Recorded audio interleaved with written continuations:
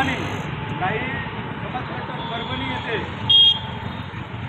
Doctor Babasaheb Ambedkar यांनी निर्माण केलेल्या संविधानाची प्रतिकृती तोडफोड करून समाजामध्ये अशांतता निर्माण करण्याचा प्रयत्न करत आहेत आणि त्याच पार्श्वभूमीवर आपल्या भीमसैनिकांवरती लाठी हल्ला करून त्यांना जीव मारण्याचा प्रयत्न करत आहे।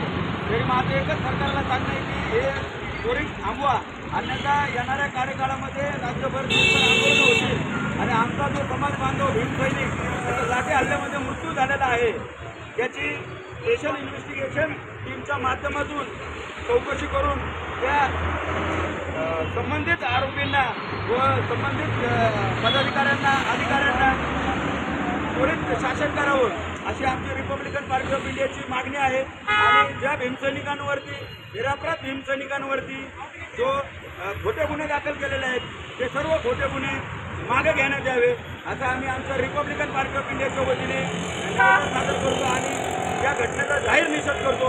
जय भीम, जय संविधान।